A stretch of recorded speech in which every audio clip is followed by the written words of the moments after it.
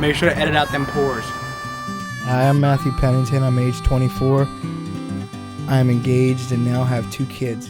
I'm leaving this town, you know I changed my mind.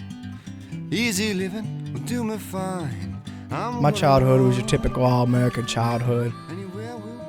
Everything started going downhill when I was around 7 years old and my dad was diagnosed with cancer.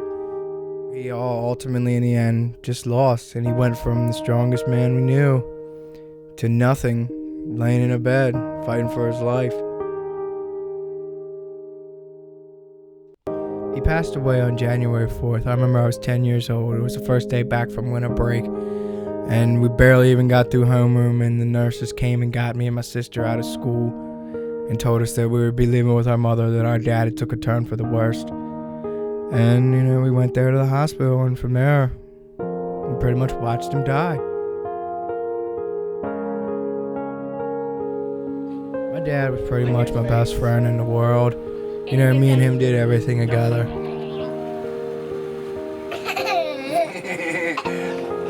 Eat babies. Baby on the Once my dad died, I just didn't care about nothing. I didn't have no sympathy for no one because I figured, I was having the hardest way to go. So I didn't care anything about anybody or what I did to them. I just didn't care. I wanted the whole rest of the world to feel as fucked up as I did.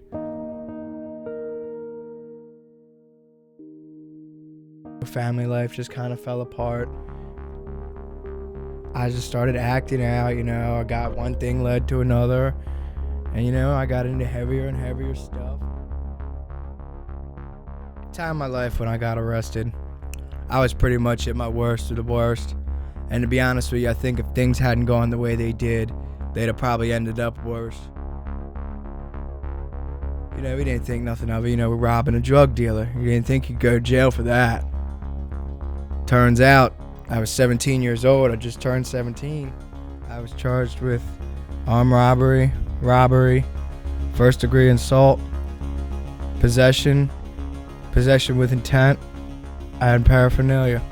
They gave me a $250,000 bail, and ultimately, I was sentenced to 5 years. I got 3.5 years suspended and ended up doing 18 months, which amounted to 12 months and some change. Then once I got out, that still didn't fix me. I still didn't give a shit. I had that much more credit. I'm the guy that just went there and came back and kept my mouth shut. It really didn't help me straighten it out. It gave me more credit. It gave me more connections. I met a whole bunch of new people to run around with, learn some new ways, learn some new tricks.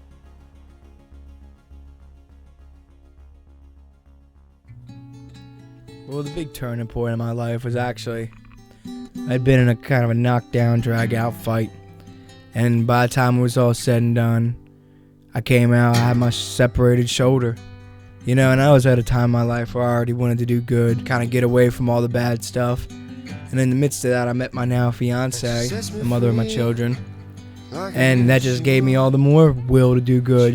She said she was willing to take a chance on me and would help me straighten my life out with anything she could do. And from there, we were blessed with our little son, Aiden James. He's the light of our life.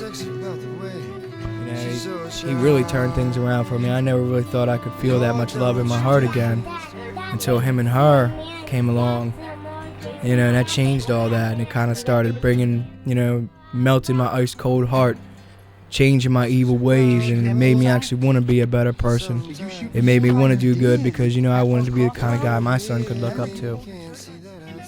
Now, 3 years later, we were blessed with our baby girl, Mackenzie Grace, and she's just so precious even more. And, I always wanted my boy first, and I'm kind of glad I had it that way, but at the same time, it's just nothing like a little girl either. She's just that much more reason to do good and do right by my family.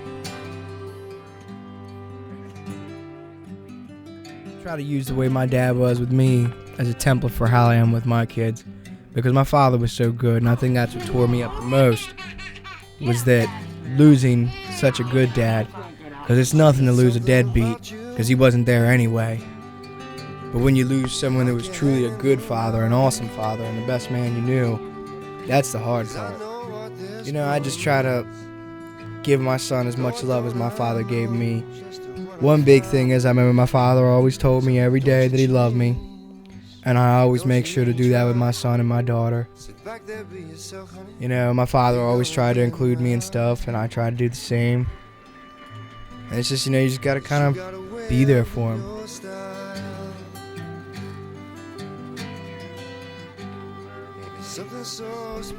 If you ask me the question, do I regret anything I've gone through? Now, it's kind of a catch-22. I could say yes and I could say no. Do I wish I didn't have to do so many fucked up things to so many people? In a way, yes. But then also in a way, the fucked up things I did and the fucked up things I went through made me into the person, the character I am today, and it made me appreciative of everything I have today in my life. So, really, if asked if I would change anything, if I regret anything, probably not, because it brought me exactly to where I'm at now, on the right path. Would my father be proud of the choices I made? Certainly not. Would he be proud of the man I became today? I'm sure he would. He had a saying, there's always tomorrow, there's always another day to do something different. And that's what it is. You can't look back, you can't focus on the things you already did because you can't change them. But the only thing you can do is move forward and do better with your life and learn from the lessons.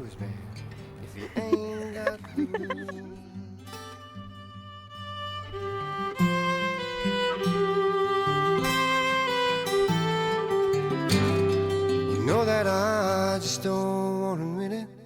I just don't want to say that you set me free.